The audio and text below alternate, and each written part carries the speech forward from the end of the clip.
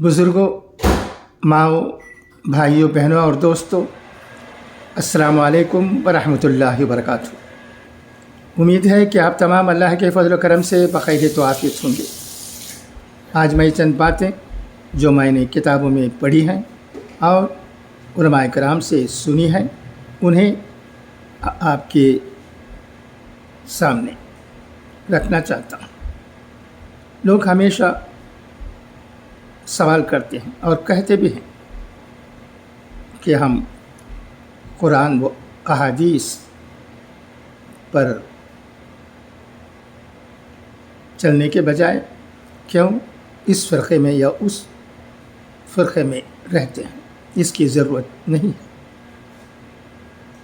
मैं इस तरह के ख़याल रखने वालों से आजिज़ाना कहना चाहता हूँ कि ये मुमकिन नहीं है। हम में वो इल्म नहीं है जो उलमाए किराम में होती है।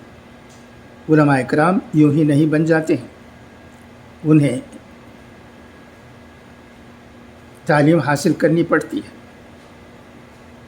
कुरान व अहादीस पर नज़र रखने की ज़रूरत होती है। कुरान की तालीम भी होती है और अहादीस की तालीम भी होती है।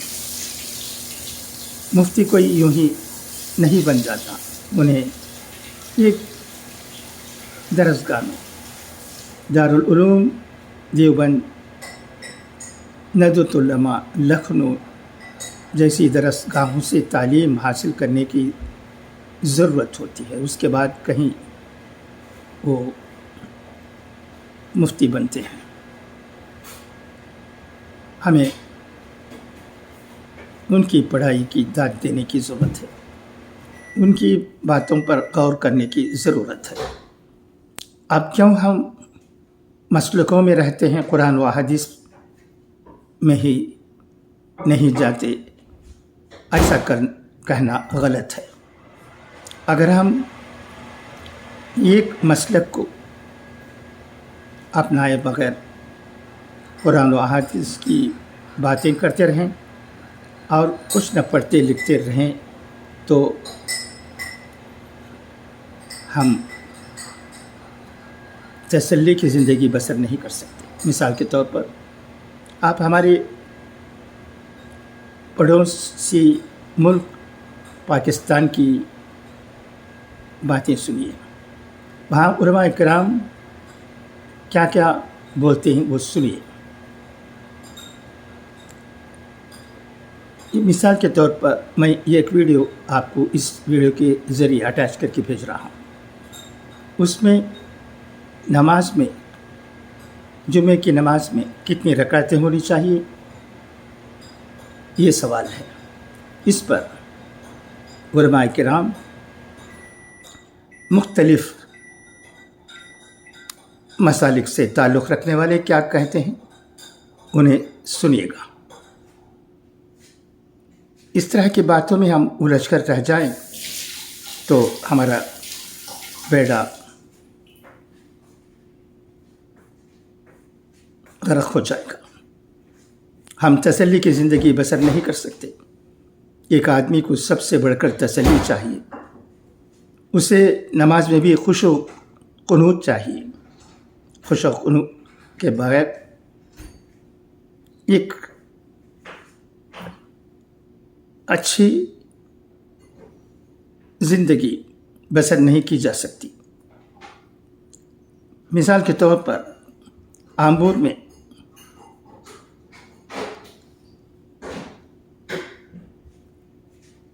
अक्सर हनफी ही होते हैं।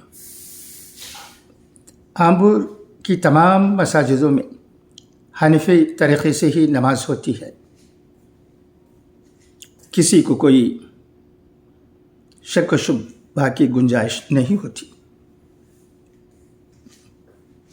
वरना तकलीफ़, अज़ियत ही अज़ियत, झगड़े ही झगड़े। इससे बचने के लिए हमें एक तरीक़े को अपनाने की ज़रूरत है। आम्बूर में हनफी मसलक है तो अमन्ना व सदक़ना, इस पर ही हमारा عمل ہوتے آ رہا ہے، یہ ضروری ہے۔ قرآن و حدیث پر ہمارا عمل ہونا چاہیے، ٹھیک ہے، مگر قرآن و حدیث کی باتوں کو سمجھنے کی کیا ہم میں صلاحیت ہے؟ ایسا کہا نہیں جا سکتا۔ جب علماء کرام بھی نہیں سمجھ پائے ہیں اور ان کی باتیں الگ الگ ہوتی ہیں تو ہم عوام کا کیا کہنا؟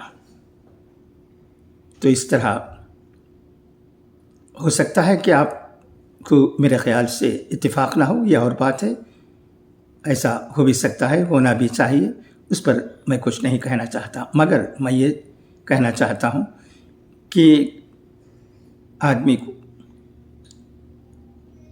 تسلی کے ساتھ زندگی گزارنے کی ضرورت ہے، تو وہ ایک طریقے کو اپناتے ہوئے زندگی گزاریں، اور اس طرح یہ طریقہ کا اپنایا جانا قرآن و حدیث کے خلاف نہیں ہے۔ تو آئیے، اگر ہو سکا تو میں آپ کو ایک ویڈیو پیش کرتا ہوں، اس میں دیکھیے کہ جمعے کی نماز کے بارے میں کتنی باتیں ہوتی ہیں۔ کیا اس طرح کی باتیں سننے کی ہمیں ضرورت ہے؟ اس سے ہمیں کیا حاصل ہوگا؟